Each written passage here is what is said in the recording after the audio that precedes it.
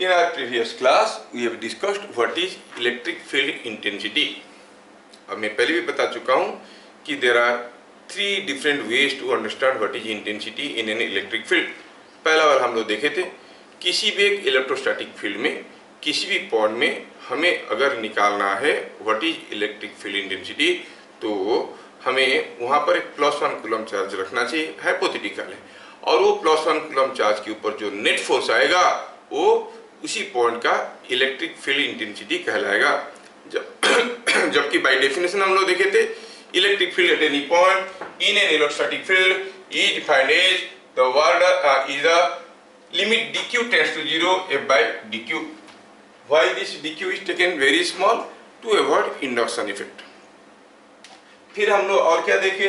हम लोग और देखे कि अगर यहाँ पर कोई एक +q कूलम चार्ज है, आप लोग बोलो साथ साथ, यहाँ से कोई r डिस्टेंस में, यहाँ से कोई r डिस्टेंस में जो इलेक्ट्रिक फील्ड बनता है, वो इलेक्ट्रिक फील्ड किस डायरेक्शन में होता है?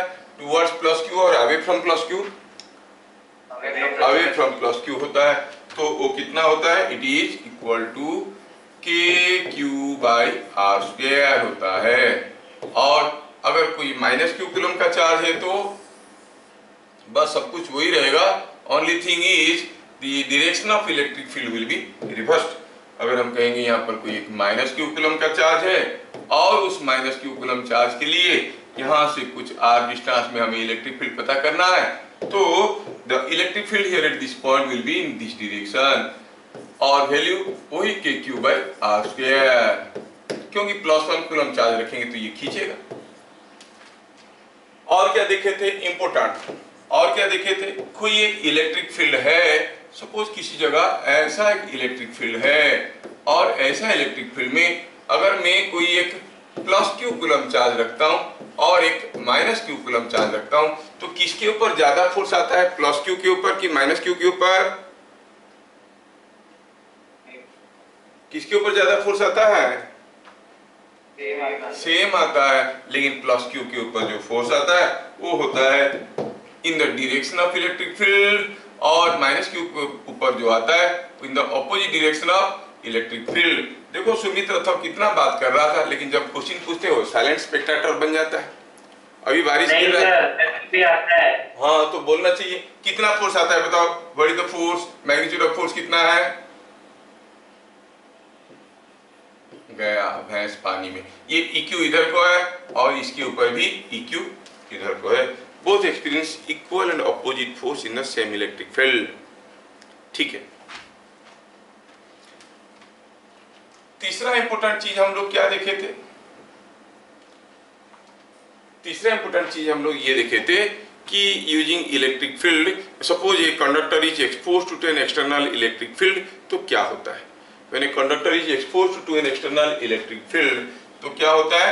E inside conductor is 0,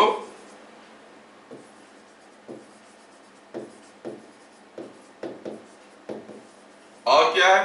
E is normal to surface of conductor। ये हो गया हमारा थ्योरी प्रीवियस क्लास में जो हम लोग देखे थे। चलिए कुछ क्वेश्चंस इसके रिलेटेड करते हैं, ठीक है? Let us start. Question number 1,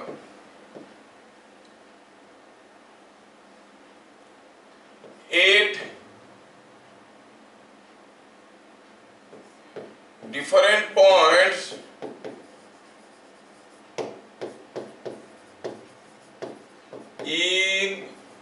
in an electric field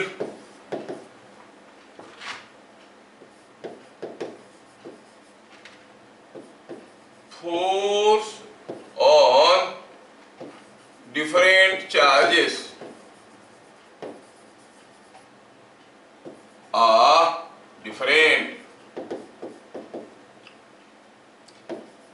at P और at A. At A, force on 20 microcoulomb is 70 Newton, and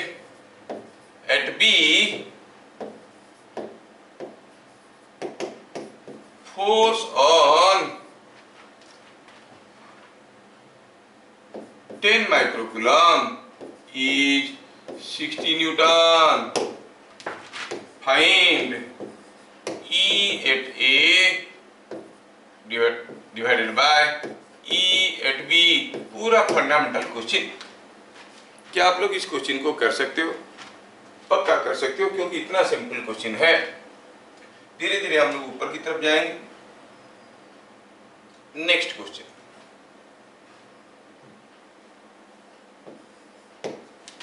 question number 2। A charged oil drop of mass m is floating at rest in a vertically downward electric field E naught. Find charge on the drop. वो drop में क्या charge है? कोई एक electric field है which is vertically downward. It is given electric field is vertically downward. In this vertically downward electric field there is a charge drop of mass m. I don't know the charge. I'm interested to know what is the charge on the drop. Is that clear? चलिए question number 3।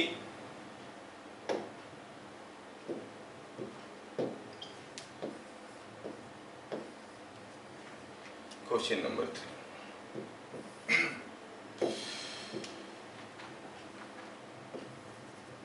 Two charges Q and 2Q are at a distance 2r from each other. In figure shown,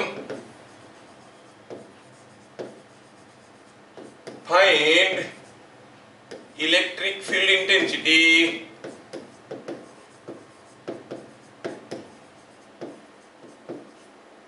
at midpoint P। ये mid point का नाम P दे दो।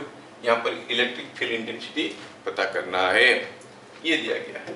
You have to find out what is the electric field intensity at this point. ठीक है, पूछा है what is the electric field intensity at the midpoint between these two charges at point P. Clear? ठीक है। Question number 4।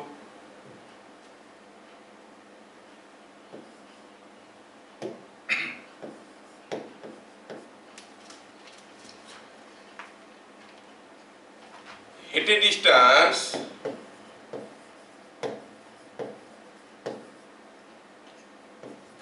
4 meter from a point charge,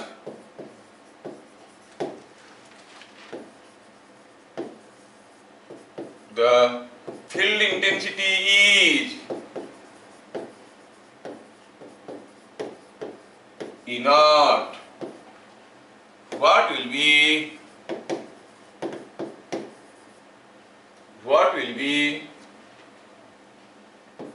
the intensity at 5 metre, 5 metre दूरी पे क्या होगा electric field intensity? Simple question है, board में ऐसे ही question आते हैं, छोटे छोटे क्वेश्चन आते हैं। ठीक है, question number 5।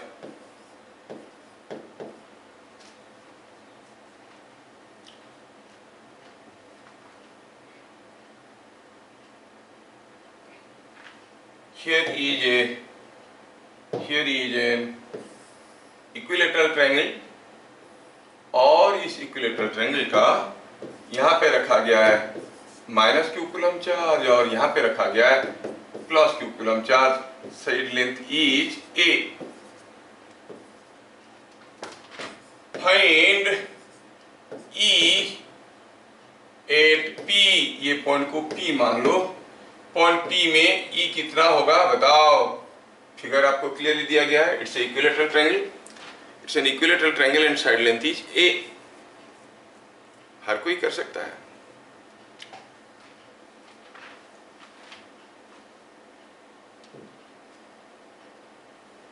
Question number 6, here is a charge 4q, here is a charge 9q and the distance between them is something like 4 meter. Find at what distance from 4q, find at what distance from 4q the electric field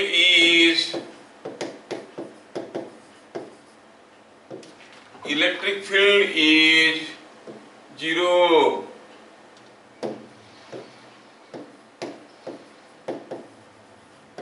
कहाँ पे दोनों के बीच में 4q से कितना दूर पे दोनों के बीच में इलेक्ट्रिक फील्ड जीरो होगा। ठीक है, next question number 7, match direction of EP, ये कॉलम A है, ये कॉलम B है। कॉलम A में दिया गया है कि here are two charges, choice दिया गया है, ये दिया गया है ऐसे दो चार्ज है। along the bisector, along the perpendicular bisector you have a point somewhere here। आपको पूछा गया है कि at point P direction of electric field क्या होगा। दूसरा केस है ये पहला केस था, ये दूसरा केस है, इसमें एक Q है एक माइनस Q है।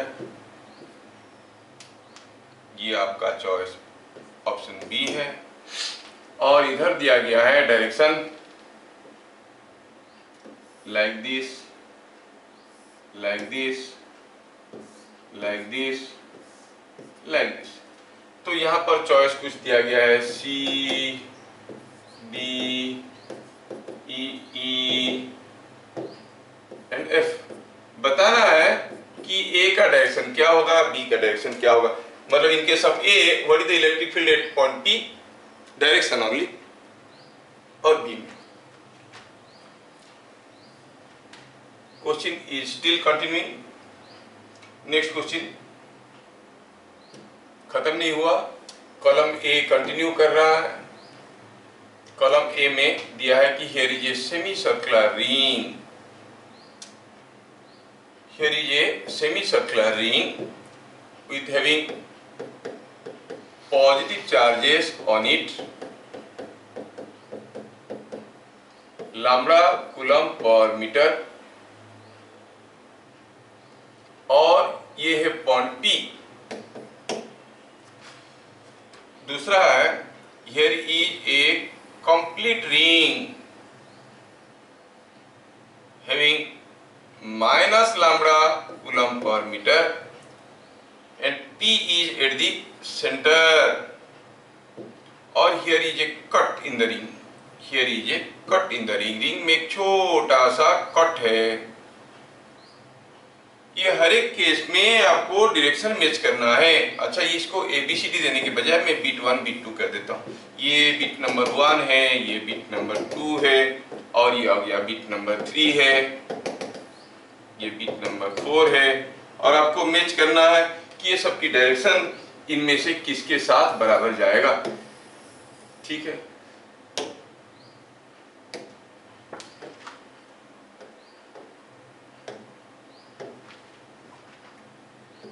बताना है आपको बिट नंबर 2 का डायरेक्शन क्या होगा, 3 का क्या होगा, 4 का क्या होगा।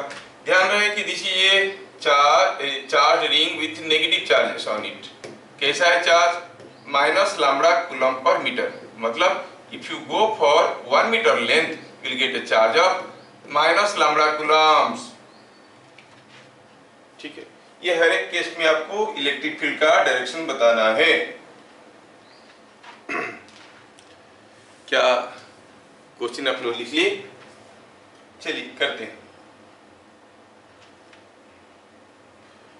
पहला question, at different points in an electric field, force on different charges are different. At A, कोई एक पॉइंट है A, the force on 20 microcoulomb is 70 Newton. तो क्या आप बता सकते हो कि what is electric field at point A? It is force by charge, A by Q, है ना? तो यहाँ पर फोर्स कितना आया भैया? फोर्स आया 70 न्यूटन, चार्ज आया 20 माइक्रोकूलम, मतलब 10 पावर माइनस 6। सिंप्लीफाई करो तो it is 7/2 into 10 power 6 newton per coulomb. Similarly what is E at point B? Again F by Q। B point में कोई चार्ज है 10 माइक्रोकूलम का, जो कि फोर्स एक्सपीरियंस कर रहा है 60 न्यूटन का। 60/10 into 10 power minus 6 which is 6 into 10 power 6 newton per coulomb. तो कहाँ पे इलेक्ट्रिक फील्ड ज्यादा? रेशियो पूछा A by B, just find the ratio. 7/2 divided by 6, it is coming out to be EA is to EB is equal to 7/12। क्या आप लोगों का हुआ था? कितने लोगों का हुआ था? हाथ उठाओ। बहुत बढ़िया, बहुत बढ़िया, सो नाइस। अगला question, A charge oil drop of mass m is floating at rest in a vertically downward electric field E0. Find the charge on drop. ये कोई एक चार्ज ऑयल ड्रॉप है और ये फ्लोट कर रहा है, गिर नहीं रहा है। कहां पे? इन रीजियन जहां पर इलेक्ट्रिक फील्ड डाउनवर्ड है और कितना है? E0 है। ये गिर नहीं रहा है। पूछा है बताओ what is the charge on the drop. पहले हम सोचे कि ये गिरना चाहिए। क्यों गिरना चाहिए? क्योंकि इसका वेट इसको नीचे की तरफ खींच रहा होगा। अब नहीं गिर रहा है मतलब इलेक्ट्रिक फील्ड में इसके ऊपर एक इलेक्ट्रिक फोर्स आ रहा होगा। कितना? अगर इसमें चार्ज Q है तो हम कहेंगे the force must B EQ। क्या बात समझ में आया? इलेक्ट्रिक फोर्स पक्का mg का ऑपोजिट होगा, इसीलिए तो गिर नहीं रहा है। अगर इलेक्ट्रिक फोर्स भी डाउनवर्ड होता तो ये रेस्ट में रहता क्या? नहीं, ये रेस्ट में है, मतलब इलेक्ट्रिक फोर्स में ग्रेविटेशनल फोर्स का ऑपोजिट होगा, वेट का ऑपोजिट होगा। अब सोचने वाली बात है कि इस पे कुछ चार्ज है जिसके ऊपर फोर्स आ रहा है in a direction opposite to electric field. मतलब इसमें कौन सा चार्ज है? पॉजिटिव चार्ज है कि नेगेटिव चार्ज है? नेगेटिव चार्ज है। तो हम कहेंगे let the charge is minus Q। Let charge is minus Q। क्यों माइनस Q लिए समझ में आया क्या? क्योंकि the force is opposite to electric field. जो इलेक्ट्रिक फोर्स आ रहा है वो ऑपोजिट टू इलेक्ट्रिक फील्ड है। सर आपको कैसे पता चला electric force is opposite to electric field? अरे नहीं तो गिर जाता ना। ये फोर्स इसको कैंसिल कर रहा है, इसीलिए तो रेस्ट में है। The electric force definitely counter balancing the weight. तो एट इक्विलिब्रियम, जब वो इक्विलिब्रियम में है हम कहेंगे EQ must be equal to mg। तो इसमें Q क्या पता चल गया? Q is coming out to be mg by E0। और minus Q charge on the drop is minus mg by E0। कितने लोग किए थे? तो 2 लोग किए, समीक्षा and this Aditya. Very good, बहुत बढ़िया। रवि भी किया था, वेरी गुड। सो बस समझ में आने वाली, हाँ कृष्ण, हाँ तो समझ में आना चाहिए कि चार्ज नेगेटिव है। क्या आपको समझ में आया कि इसमें चार्ज नेगेटिव था? ठीक है। Next question, in figure shown find electric field intensity at mid point P। यहाँ पे इलेक्ट्रिक फील्ड पता करना है Q कूलम के लिए, 2Q कूलम के लिए। यहाँ पर जो इलेक्ट्रिक फील्ड होगा due to Q coulomb charge it will be directed away from this, और हम जानते हैं कि due to a Q coulomb charge, आज की क्लास की शुरुआत में ही देखें, due to a Q coulomb charge point charge at a distance r electric field is kq/r², और ड्यू टू 2q कूलम इसके लिए इधर को होगा क्योंकि electric field is defined as the force on a hypothetical 1 coulomb charge. तो यहाँ पर 1 कूलम चार्ज रखेंगे तो Q इधर को रिपेल करेगा, 2Q इधर को रिपेल करेगा, तो आप कहोगे E एट पॉइंट P। चलो हम कहते हैं कि ये इलेक्ट्रिक फील्ड E1 है और ये E2 है। क्या आप लोग सोच के बता सकते हो E1 ज्यादा होगा कि E2 ज्यादा होगा? E1 किसके लिए है? Q के लिए है कि 2Q के लिए है? E1 is for 2Q. Ayushman, unmute yourself. E1 is due to 2Q and E2 is due to Q. Okay, तो EP क्या हो जाएगा? Obviously E1 बड़ा है तो हम कहेंगे it is E1 minus E2, और E1 कितना है? K 2Q by r² क्योंकि डिस्टेंस r है, और E2 कितना है? K Q by r², simplify करो तो मिला KQ by r²। So electric field at the midpoint is kq by r². Is that clear? Ayushman, unmute yourself. Microphone खोलो.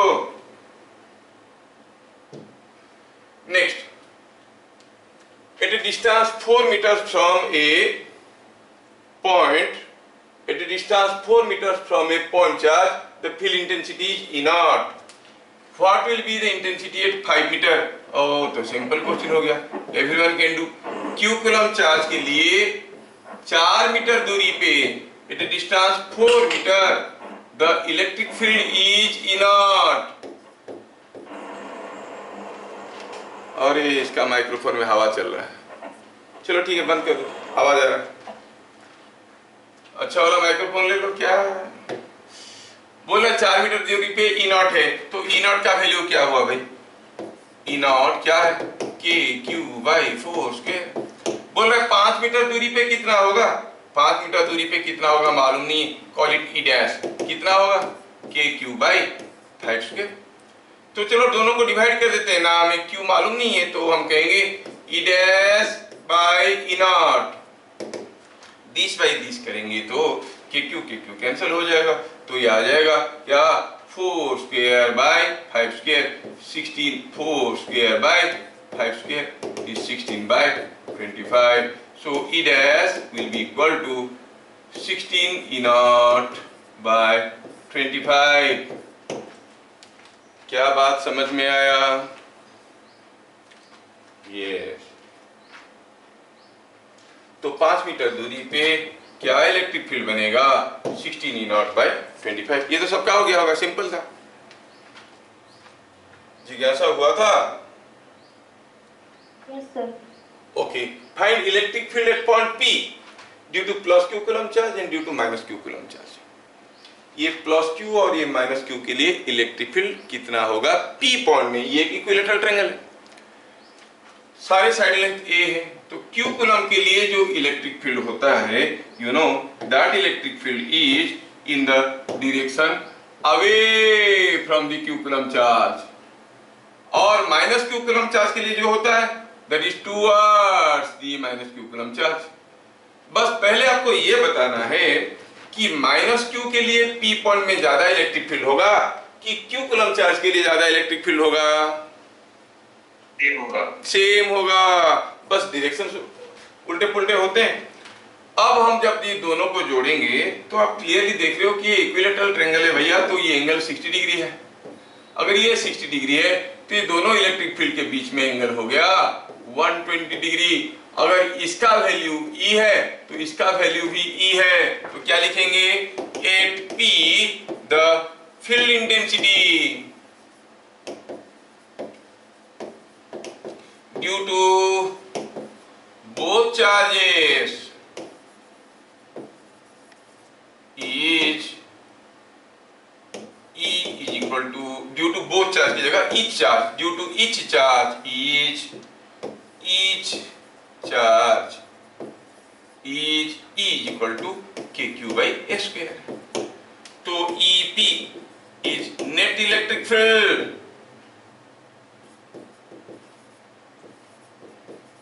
अब ये इलेक्ट्रिक फील्ड वेक्टर क्वांटिटी है भैया, दोनों इलेक्ट्रिक फील्ड को जोड़ोगे and you know triangle law, दो electric field को जोड़ना है, ये भी E है ये भी E है, रिजल्टेंट इलेक्ट्रिक फील्ड क्या होगा?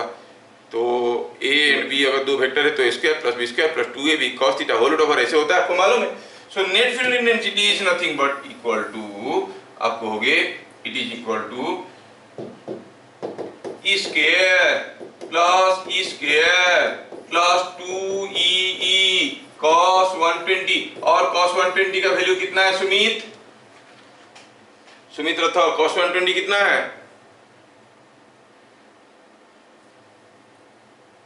सुमित वैल्यू याद नहीं है, देखो ताली, हाँ कितना है cos 120 के लिए? कितना है वैल्यू मालूम नहीं है। जिज्ञासा कितना है cos 120 के लिए?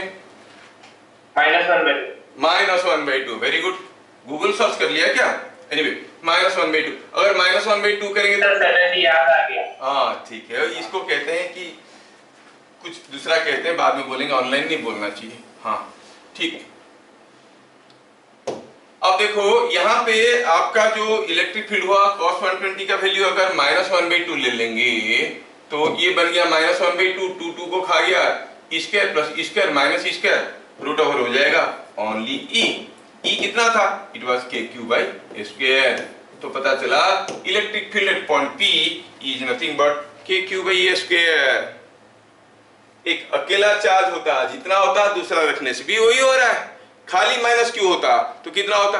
KQ by A square. खाली प्लस Q होता तब भी KQ बाई A स्क्वायर, दोनों है तब भी KQ by A square. But अंतर क्या है? खाली माइनस Q होता तो इधर को होता, खाली प्लस Q होता तो इधर को होता। अब ये दोनों है तो इन दोनों का रिजल्टेंट किस डायरेक्शन में दिखलेगा? What will the direction of electric field? Direction will be something like this. Yes, ऐसा रहेगा। This will be the direction of E net. Anyway next question में पूछा गया था कि 4Q और 9Q के दो चार्ज रखे हुए हैं, at which point, at what distance from 4Q the electric field is zero. कितना सिंपल है, कूलम्स लॉ में भी हम लोग ऐसा न्यूमेरिकल किए, कहां पर कोई Q कूलम चार्ज रखेंगे तो जीरो होगा, और सिंपल सा चीज है। चलो मानते हैं कि यहां से कुछ x डिस्टेंस में इलेक्ट्रिक फील्ड जीरो है, at this distance x the electric field is zero. अगर ये डिस्टेंस x है तो ये डिस्टेंस कितना हो गया भैया? 4 माइनस x। चलो मानते हैं कि electric field is zero at point P, let EP is equal to zero. तो 4Q के लिए जो इलेक्ट्रिक फील्ड बनेगा, that electric field will be in this direction, और 9Q के लिए जो बनेगा that will be in this direction. They must cancel out क्योंकि they are vectors. If they are equal and opposite, then only the net electric field at point P will be zero. Electric field at point P zero होने के लिए दोनों electric field को equal and opposite होना जरूरी है। तो आप क्या कहोगे? E at point P due to 4Q, that is E due to 4Q must be equal to E due to 9Q। 4Q के लिए K 4Q by डिस्टेंस का स्क्वायर, डिस्टेंस तो x लिए थे वही पता करना है। 9Q के लिए K 9Q by डिस्टेंस का स्क्वायर, डिस्टेंस है 4 माइनस x का स्क्वायर। KQ कैंसल हो गए, क्या मिल गया आपको? 4 by x square is equal to 9 by 4 minus x का whole square, and take root over, दोनों तरफ रूट ओवर ले लोगे तो मिलेगा 2 by x is equal to 3 by 4 minus x, और इसको सॉल्व करो तो आपको x का वैल्यू मिल जाएगा कितना? 8 माइनस 2x, ये 3x, 5x, it is 8 by 5 metre. So the distance 8 by 5 meter from 4Q, the electric field will be 0। क्या बात समझ में आया? ये बढ़िया। क्वेश्चन नंबर 7 में हम डायरेक्शन के बारे में पूछे थे, मैच डायरेक्शन ऑफ EP। ये हर एक केस में पी पॉइंट में इलेक्ट्रिक फील्ड कौन सा डायरेक्शन में होगा आपको बताना है। ये दिया गया है कॉलम ए और ये दिया गया है कॉलम बी। चलिए पहला केस में देखते हैं। What is the direction of electric field at this point? Due to q coulomb charge the electric field is something in this direction and due to this q coulomb charge it is also in this direction। और इन दोनों का resultant electric field at point P कौन सा direction में होगा? C D E F E होगा। Very good. अरे सुमित तो रायपुर में जाके पूरा स्मार्ट बन गया। तो आप कहोगे this is equal to E। Very good. Raipur का हवा कैसा है? ठंडा ठंडा की गरम गरम? गरम गरम ठंडा ठंडा। अच्छा ठीक। अब इधर आ जाओ बरगढ़ में, तुमको पता चलेगा कितना गर्म कितना ठंडा। अच्छा ये Q माइनस Q है, अब क्या होगा बताओ? अब पहले सोचो कि Q के लिए होगा ऐसे और माइनस Q के लिए ऐसे, है कि नहीं? और इन दोनों का रिजल्टेंट कैसे? It will be something like this, है कि नहीं? तो आंसर क्या हो गया? नंबर 2 का आंसर क्या हो गया? It is something like C। क्या बात समझ में आ रहा है? They will ask you just to tell the direction। ठीक है ना? चलिए अगला क्वेश्चन में देखते हैं। यहाँ पर कोई सेमी सर्कुलर लाइन चार्ज है, पॉजिटिव लाइन चार्ज है, लैम्डा कूलम पर मीटर, मतलब charge is uniformly distributed on it. दिया है कि हर 1 मीटर में लैम्डा कूलम चार्ज है। पूछा है P पॉइंट में इलेक्ट्रिक फील्ड क्या होगा। लेकिन सर हमें तो पॉइंट चार्ज के लिए निकालना आता है, ये सेमी सर्कुलर सर्कुलर के लिए तो नहीं आता है। फिर भी I can consider this semi circular line charge as a combination of number of point charges. यहाँ पे पॉइंट चार्ज है, यहाँ पे पॉइंट चार्ज है, हर जगह पॉइंट चार्जेस सोच सकते हैं। अब ये वाला जो पॉइंट चार्ज है उसके लिए जो इलेक्ट्रिक फील्ड होगा वो ऐसे होगा, और हर एक ये वाला चार्ज के लिए इधर भी तो एक चार्ज मिलेगा और उसके लिए इलेक्ट्रिक फील्ड ऐसे होगा। Don't you understand? For every charge here there is a corresponding mirror charge on the other side। और उन दोनों का जो इफेक्ट होगा that will be something like this। होगा कि नहीं होगा? हर एक इधर के चार्ज के लिए, हर एक जो चार्ज है on the upper half part उसके लिए there will be a charge corresponding charge in the lower half part। इधर एक है तो इधर एक है, इधर है तो इधर है, इधर है तो इधर है। तो जो भी होगा इलेक्ट्रिक फील्ड दोनों का ऐसा होगा और उनका रिजल्टेंट इलेक्ट्रिक फील्ड कुछ ऐसे होगा। तो सही आंसर हो गया C। क्या बात समझ में आया? Now here is another ring. ये रिंग है, इसमें क्या है? Minus lambda coulomb per metre का चार्ज डिस्ट्रीब्यूटेड है। Charge is uniformly distributed. कितना? Minus lambda coulomb per metre, मतलब हर एक मीटर लेंथ में आपको माइनस लैम्डा कूलम चार्ज मिलेंगे। ठीक है। अब पूछा है, और इसमें क्या है कि एक कट है, देखो यहाँ पे कट है। पूछा है P पॉइंट में क्या इलेक्ट्रिक फील्ड होगा।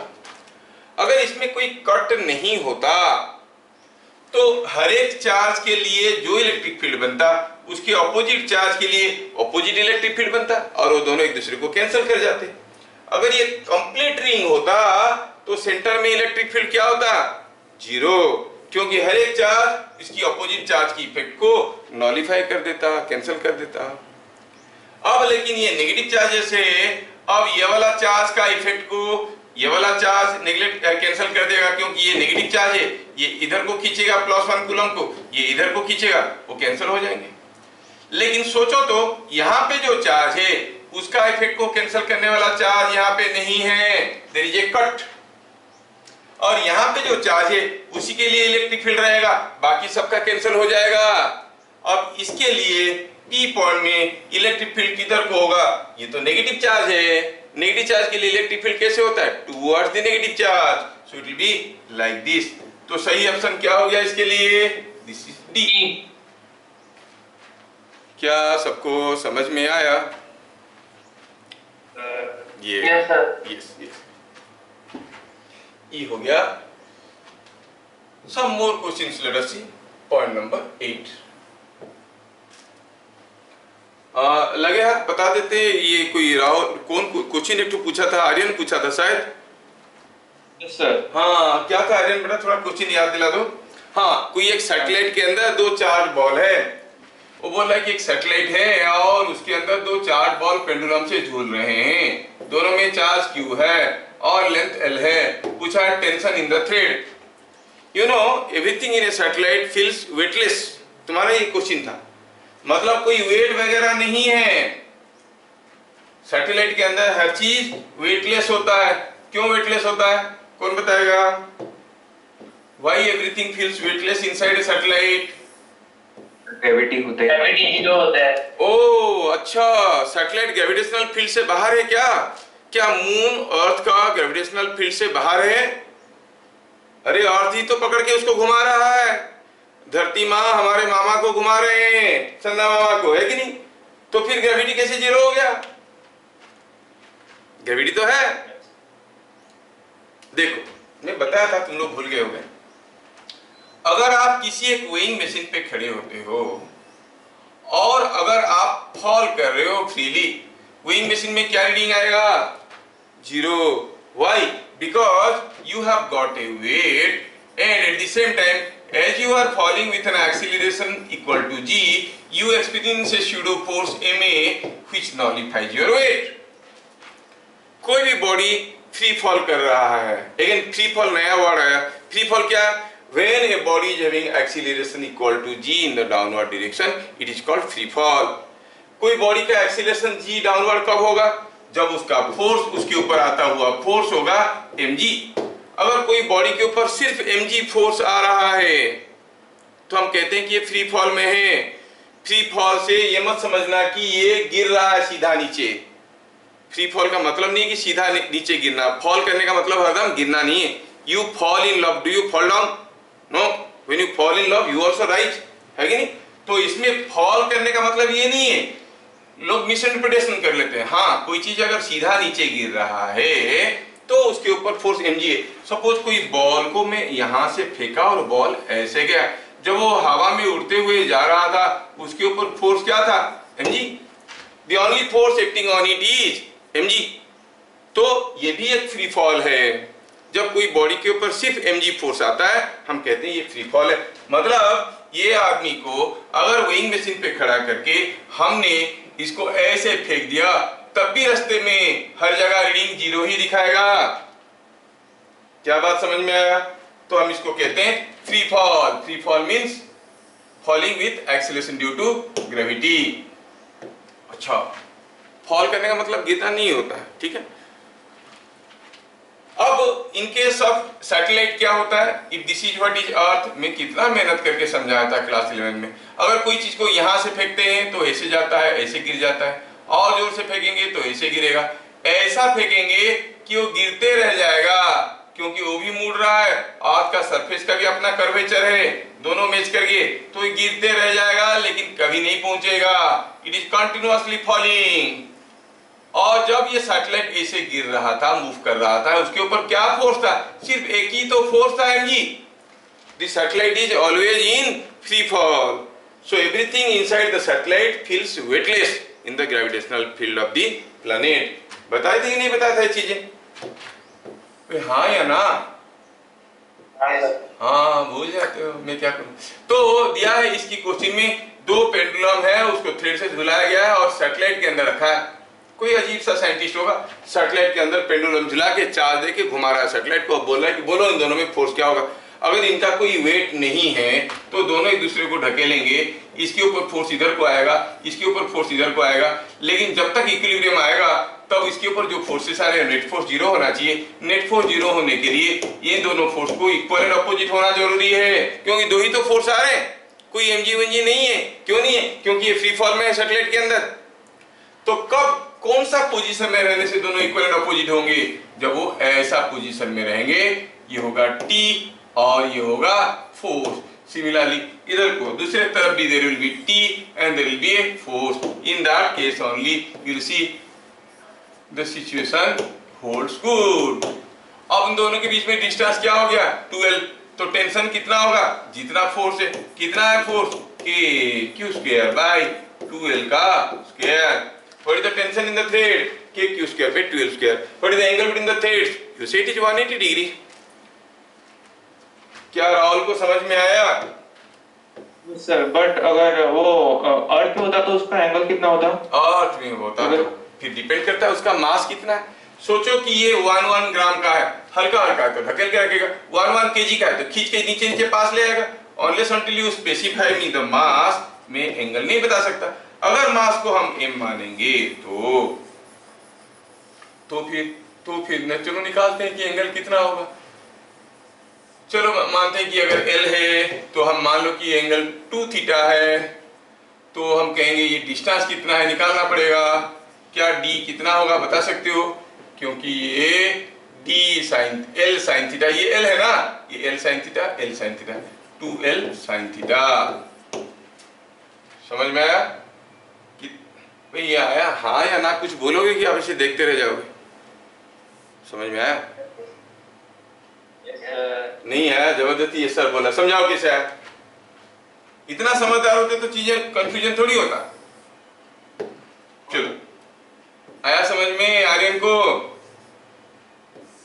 नो सर, ये L है, ये L है, अगर इसका चार्ज Q है, इसका चार्ज Q है, इसका मास M है, इसका मास M है, पूछा है कि what is the angle between the threads, तो आप कहोगे कि सपोज ये एंगल थीटा है, what is the angle between the threads?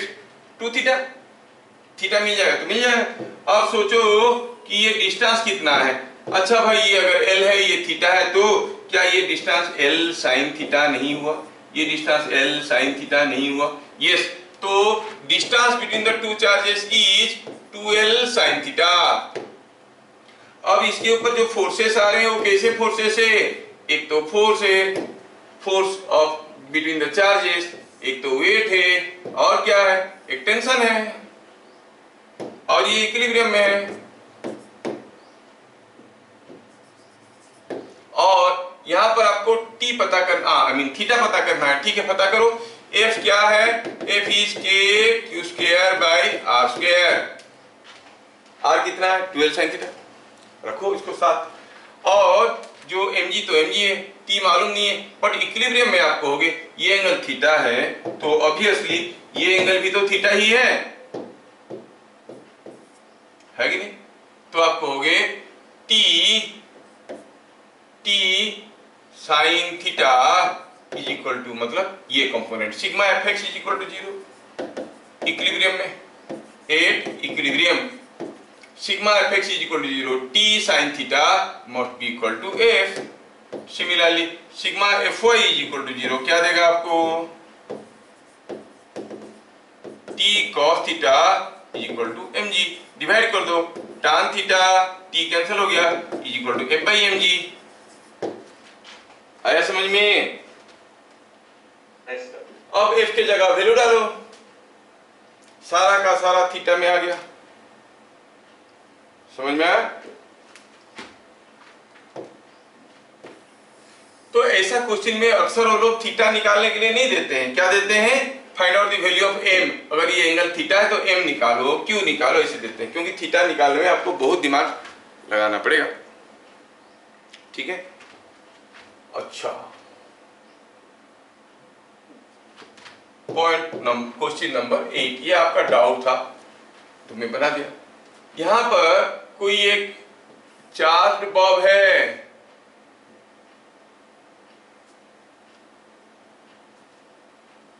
यहां पर कोई एक चार्ज्ड बॉब है ऐसा, जिसका मास m है, और यहां पर कोई एक इलेक्ट्रिक फील्ड अप्लाई किया गया है ऐसा, और ये जो थ्रेड है पेंडुलम का, ये एंगल कर रहा है थीटा। ठीक है, फाइंड चार्ज ऑन बॉब। ये बॉब के ऊपर क्या चार्ज है? ऐसा कोई एक इलेक्ट्रिक फील्ड में, ऐसा कोई पेंडुलम ऐसा इक्विलिब्रियम पोजीशन में है, तो पूछा है बताओ what is the charge on the Bob. ये जो बॉब है इसका मास m है, मान लो कि चार्ज q है, तो क्या है चार्ज इसके ऊपर? पूछा है बताओ चार्ज ऑन दी बॉब। ठीक है, तो सॉल्व करते हैं। कहेंगे कि यहां पर mg by q। No no no no, फिर थीटा का क्या मतलब हुआ, समझते हैं। अब देखो, इसमें एक वेट तो ही है जो सबको मालूम है, हर एक का है, बॉब का भी है, और ये क्यू चार्ज है, इलेक्ट्रिक फील्ड ई नॉट है, तो उसके ऊपर एक इलेक्ट्रिक फोर्स भी तो आ रहा होगा। And what is that force, you say E naught into Q, आपको क्यू पता करना है। और क्या है, there must be a tension in the thread, the tension in the thread is T, है ना। और आपको जो मालूम है कि ये जो थ्रेड है वो वर्टिकल के साथ क्या एंगल कर रहा है, ये तो वर्टिकल के साथ थीटा एंगल कर रहा है। At equilibrium sigma fx is equal to 0, sigma fx is equal to 0 gives you force towards left is equal to force towards right, t sin theta is equal to e naught into q। तो mg by e t tan theta। क्या निकाल रहे हो तुम, q का value, हाँ correct. सो फिर क्या मिला, sigma fy is equal to 0, upward force must be equal to downward force, upward है t का component t cos theta, downward mg, divide them, if you divide t को खा गया, sin theta by cos theta हो गया tan theta, is equal to e naught q by mg, यहां से मिला q is equal to mg tan theta by e naught. क्या बात समझ में आया,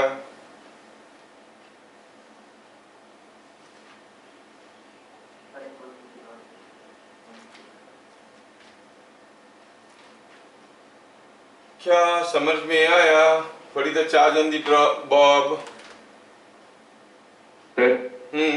वो t tan theta equals to e naught q by mg होगा।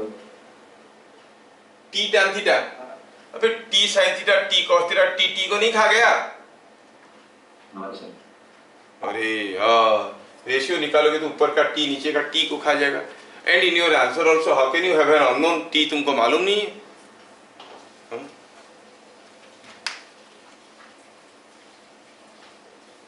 So q is equal to mg tan theta by e naught, clear। अगला question,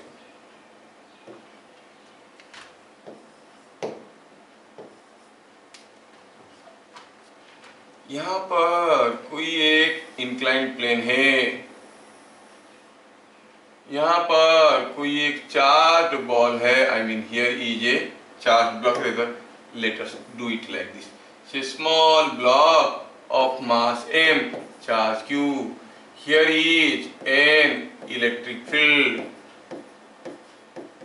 और यहां पर ये एंगल दिया गया है theta, find value of E naught for which block is at rest, ये ब्लॉक रेस्ट में रहेगा। बताओ ई नॉट का वैल्यू क्या होना चाहिए कि ये ब्लॉक रेस्ट में रहेगा। क्यों रेस्ट में रहेगा भाई, ये तो फिसलना चाहिए नीचे, दिया है कि ये स्मूथ है, ये स्मूथ सरफेस है, ब्लॉक फिसलना चाहिए, नहीं फिसलेगा, रोक के रखेगा। ई नॉट का वैल्यू क्या होने से, चलिए देखते हैं what are the forces acting on the block. कौन सा फोर्स इसको फिसलाने की कोशिश कर रहा है, that is of course the component of weight. Weight का ये वाला कंपोनेंट उसको नीचे लाने की कोशिश कर रहा है। अगर ये वेट है, ये 90 माइनस थीटा है, वेट का ये कंपोनेंट सबको मालूम है mg sin थीटा, और ई नॉट के चलते this charge is experiencing a force, कितना, ई नॉट इंटू क्यू,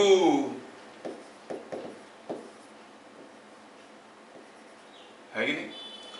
और ई नॉट इंटू क्यू का जो कंपोनेंट है इधर को, वो इसको रोक के रखा है, ई नॉट क्यू कॉस थीटा, क्योंकि ये एंगल थीटा है। क्या मेरी बात समझ में आया? अंडरस्टैंडिंग और स्टैंडिंग अंडर। mg का एक कंपोनेंट नीचे की तरफ खींच रहा है जो mg sin थीटा है, eq का एक कंपोनेंट ऊपर की तरफ खींच रहा है eq cos थीटा है, और ये गिर नहीं रहा है। हाँ, इसके ऊपर नॉर्मल रिएक्शन है, no doubt, but that normal reaction is no way responsible for moving it up और डाउन। तो आप कहोगे at equilibrium this unit q cos theta must be equal to mg sin theta, है कि नहीं? unit q cos theta must be equal to mg sin theta। आप कहोगे unit q cos theta must be equal to mg sin theta। ये समझ में आना बहुत जरूरी है। If I choose for your clarity, I can choose this as my x-axis and this is my y-axis. You know, you can choose x and y-axis as any two mutually perpendicular axis. और sigma fx is equal to 0 हमें क्या दे रहा है? इनट q cos theta नीचे की तरफ ऊपर की तरफ, that is equal to mg sin theta. और हमें इनट का वैल्यू पता करना है, which is mg by q into tan theta. So if this electric field is applied, the block will remain at rest. क्या बात समझ में आया?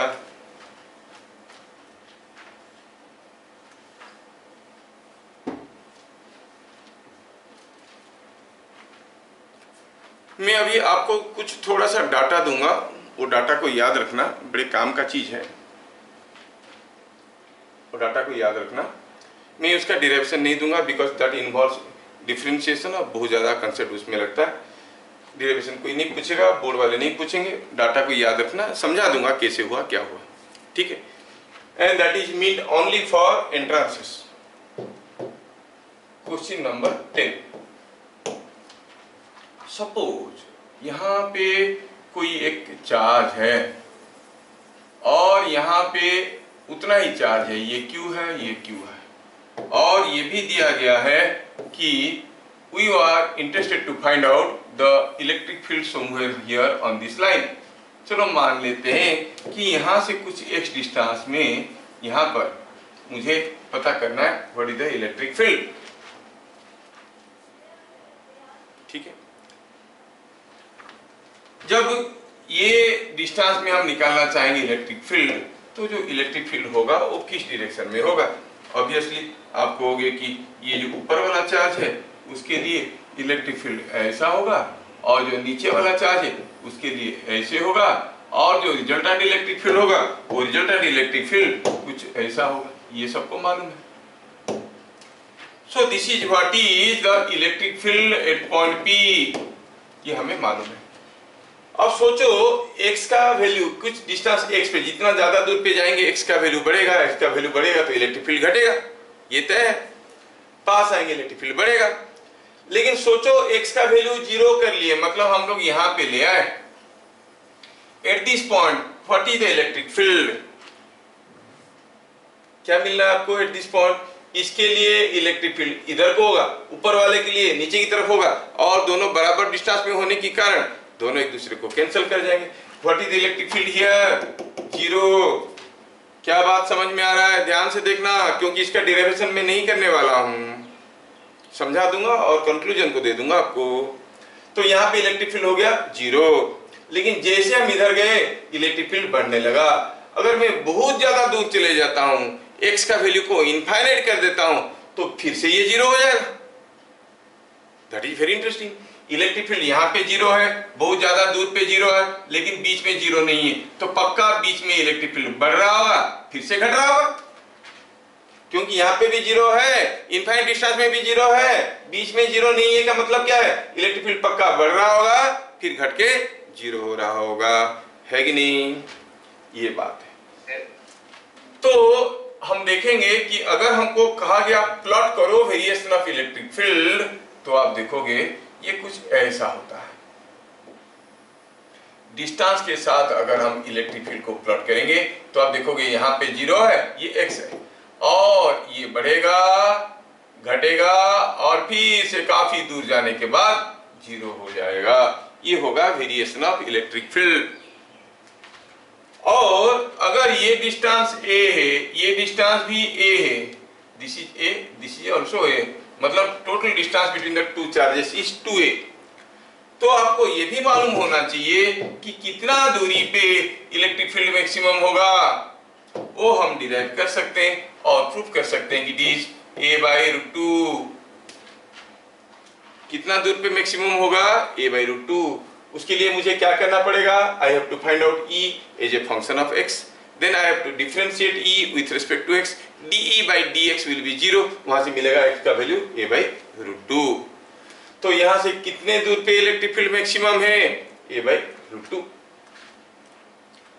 सपोज हम ये E वेक्टर की बात लिख रहे हैं, तो आप कहोगे यहाँ पे electric field is in the direction of positive x axis, so हम ऐसे लिए। लेकिन सोचो इसी लाइन पे, थोड़ा ध्यान से देखो बेटा, इसी लाइन पे इधर को इलेक्ट्रिक फील्ड निकालते, तो ये पॉइंट में इलेक्ट्रिक फील्ड निकालते इन दोनों के लिए, तो इधर को होता है, मतलब वो ऑपोजिट डायरेक्शन में होता है, ऑपोजिट टू दिस डायरेक्शन, ये पॉजिटिव x डायरेक्शन में और इधर को होता है नेगेटिव x डायरेक्शन में।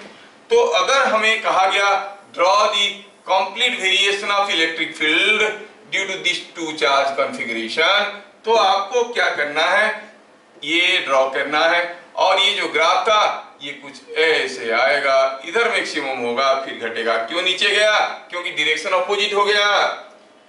और ये कहां पे मैक्सिमम होगा, ये भी वही है जो जहां पे वो हुआ था, कितना दूर पे, वही -a/√2। समझ में आया क्या? So as you go away, पूछेंगे वो objective question, what happens to electric field as we go away from the midpoint? First electric field increases, then decreases, continuously decreases, continuously increases, first decreases, then increases। क्या कहोगे, first increases, then decreases। पहला हुआ, at what distance it is maximum? At a distance a/√2। तो याद रखना,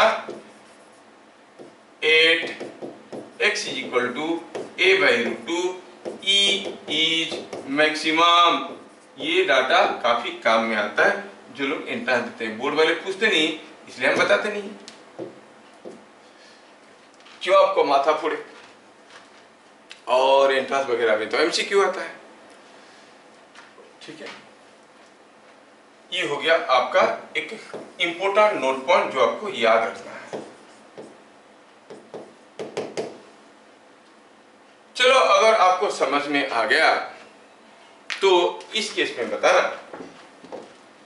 कि supposing here is a ring somewhere here, यहां पे कोई एक रिंग है जिस रिंग का रेडियस है r, और पूछा गया है कि सेंटर से कितना दूरी पे electric field is maximum, at what value of x EP is maximum.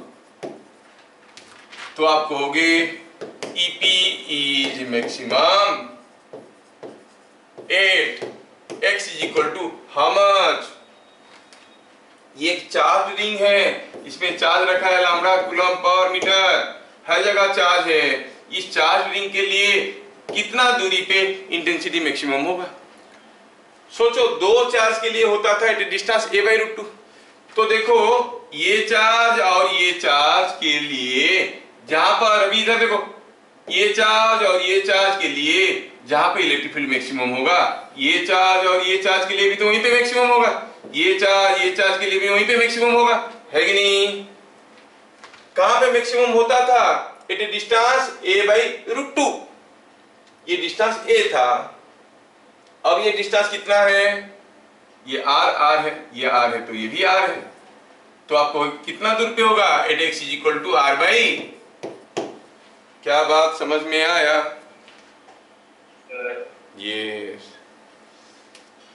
अगर समझ में आया तो पक्का आप लोग दूसरी क्वेश्चन की आंसर दे पाओगे।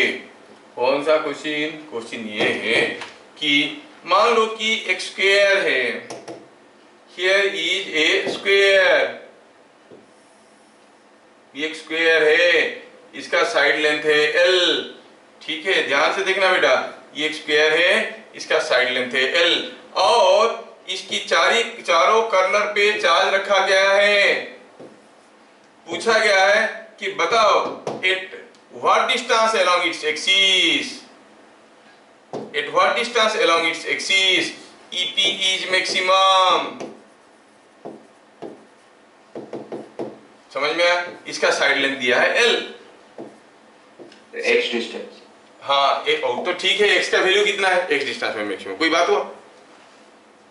एल होगा फिर नहीं, फिर ऐसा नहीं होगा, दिमाग लगाओ। पहले देखो तो ये दोनों चार्ज के बीच में डिस्टेंस 2r था, तो ये क्या हुआ, x का वैल्यू r/√2।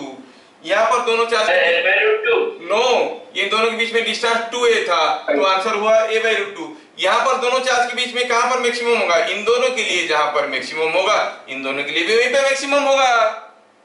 अब इन दोनों, हाँ l/2, दैट इज करेक्ट। देखा ये डिस्टेंस कितना है भैया, ये √2l है, तो यहां पर कितना हो जाएगा ये डिस्टेंस, यहां से यहां तक का डिस्टेंस कितना हो जाएगा, √2l का आधा, √2l का आधा इज l/√2, तो ये डिस्टेंस है l/√2।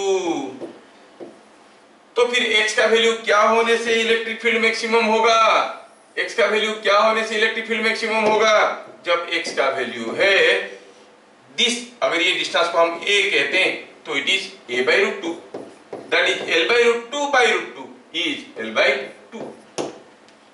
Said what distance from here electric field is maximum, it is distance l/2। क्या सबको समझ में आया? Yes sir. क्या जिज्ञासा को और समीक्षा को भी समझ में आया? नहीं है? समीक्षा तेरी आवाज नहीं आ रहा है, माइक्रोफोन उठाए बोलो।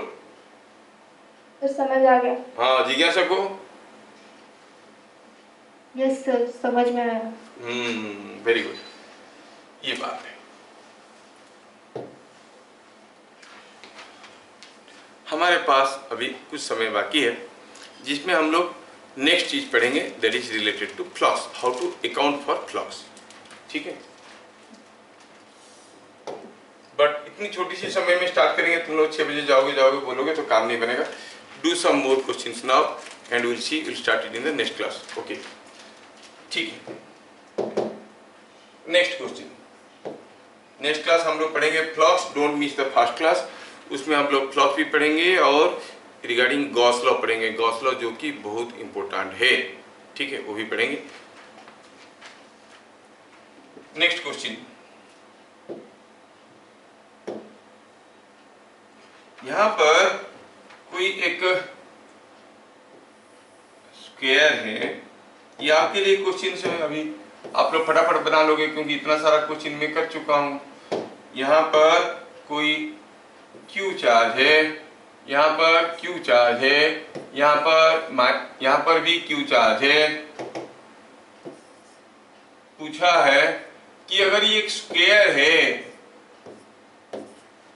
Find E at point P, ये आंसर मुझे चाहिए। P पॉइंट में सेंटर में इलेक्ट्रिक फील्ड क्या होगा, फटाफट आंसर चाहिए।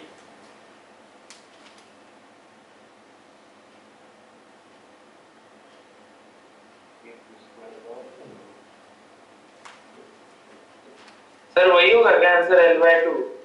No no no no, 2kq/l²।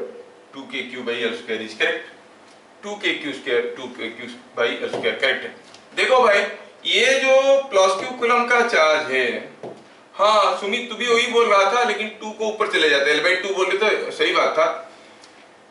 तो ये जो डिस्टेंस है भैया, सॉरी, ये जो चार्ज है इसके चलते यहाँ पर इलेक्ट्रिक फील्ड ऐसे होगा, और ये जो चार्ज है उसके लिए इलेक्ट्रिक फील्ड ऐसे होगा, and obviously they will cancel out each other. ये दोनों एक दूसरे का इफेक्ट को न्यूट्रलाइज कर देंगे। अभी जो इलेक्ट्रिक फील्ड बनेगा सिर्फ इसके लिए, that is the resultant electric field. अब इसके लिए जो इलेक्ट्रिक फील्ड होगा जानने के लिए हमें पहले पता करना है कि यहां से कितना दूर पे है। अगर ये साइड लेंथ है l, ये पूरा डायगोनल है √2l, और ये √2l का आधा, इस इमेज l/√2। क्या बात समझ में आ रहा है?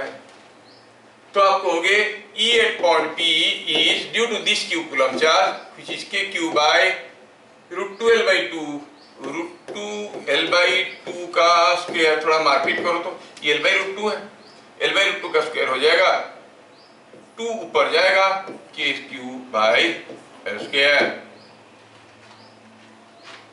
क्या समझ में आया? यस। सिंपल सा क्वेश्चन दे रहा हूं, थोड़ा सोच समझ के बताना।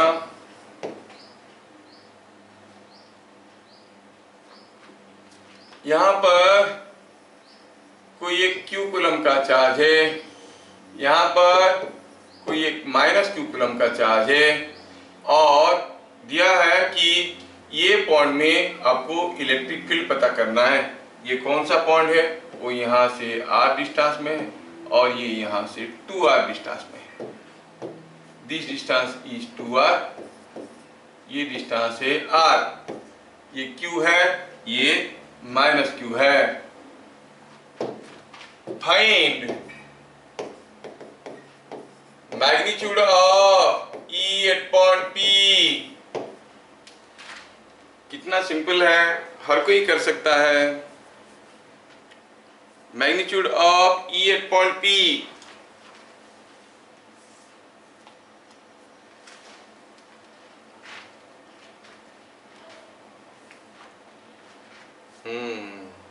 Try Sir, 5/6 k cube by r square. 5/6 kq by r square. चलिए सॉल्यूशन निकालने की कोशिश करते हैं, सॉल्यूशन निकालने की कोशिश करते हैं।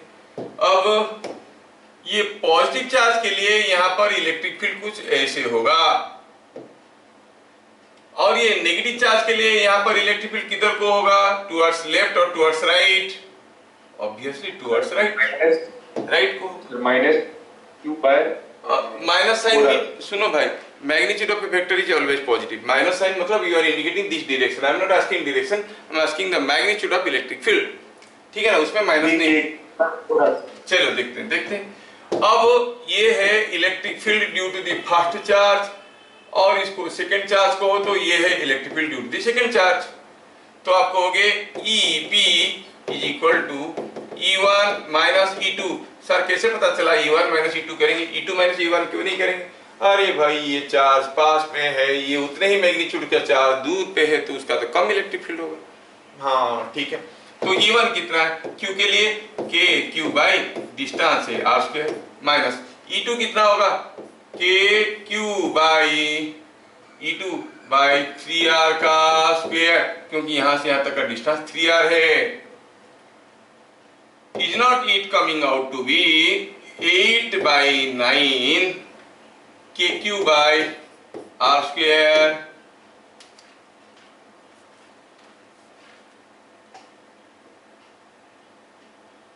आया समझ में? कुछ लोगों को अपनी बेवकूफी समझ में आ गया। कितने लोग गलत किए थे, हाथ उठाइए। ये कितने लोग सही किए थे? एक। कितने लोग नहीं किए थे? ऑब्वियस है, बाकी लोग नहीं किए थे। या तो आप सही करोगे, गलत करोगे, या फिर नहीं करोगे। हाँ, क्या ये चीजें समझ में आया?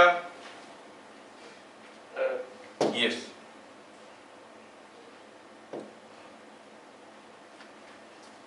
Next,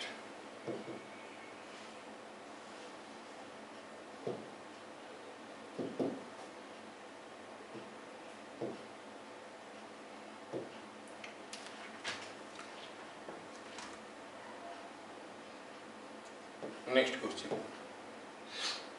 In an electric field E is equal to 4i cap minus 6j cap Newton per coulomb,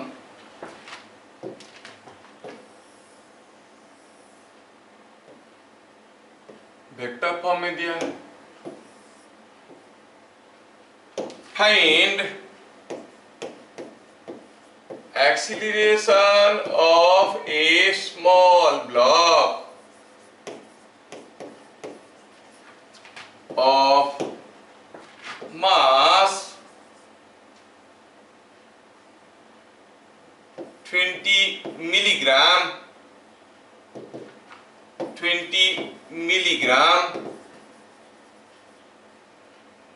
carrying a charge of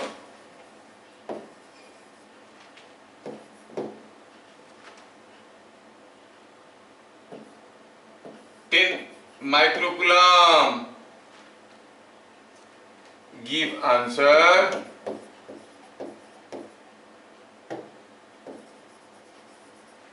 In vector form.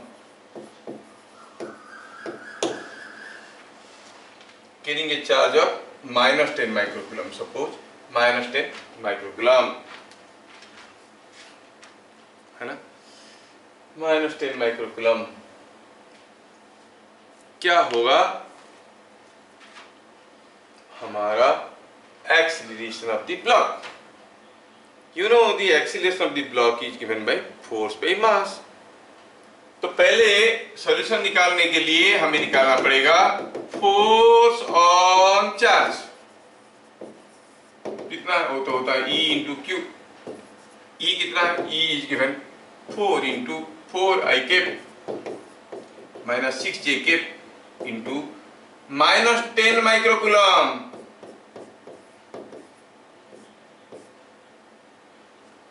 Newton. Microcoulomb को मैं कुलम बना दिया, माइनस क्यू लिख दिया. माइनस क्यू कुलम चार्ज के ऊपर electric field में क्या फोर्स आएगा? Minus q. वो minus sign will indicate the direction. आप कहो कि E q in the opposite direction of electric field और माइनस इक्यू बात एक ही है. 2 i cap minus 3 j cap into 10 power minus 3. गलत. तो फिर से निकालें, सिंप्लीफाई करें तो it is coming minus 40 i cap minus 60 j cap into plus 60 j cap into 10 power minus 6 newton. तो एक्सीलरेशन कितना होगा? इधर मास कितना दिया गया है? What is the mass here? Mass दिया गया है 20 milligram. That means 20 into 10 power gram में केजी में कन्वर्ट करो. 20 मिलीग्राम किलोग्राम में कन्वर्ट करो. यस. तो is not it mass is 20 milligram. तो ग्राम करो तो 20,000 10 पावर माइनस 3 हो जाएगा. केजी करोगे तो is 20 into 10 power minus 6 KG. हुआ क्या? अब एक्सीलरेशन क्या हो जाएगा? क्या हो जाएगा? सिंपल है. क्या होने को था? फोर्स मालूम है, मास मालूम है, एक्सीलरेशन तो कोई भी गधा निकाल सकता है. आप लोग निकाल सकते हो कि नहीं निकाल सकते? कोई नहीं निकाल सकता. A is equal to F by M. तो कहो ये कितना हो गया? दिस बाई दिस करेंगे माइनस 6 कैंसिल हो जाएगा. मिलेगा minus 2 I cap plus 3 J cap metre per second square. समझ में आया? माइनस साइन का गड़बड़ कहां रह गया था?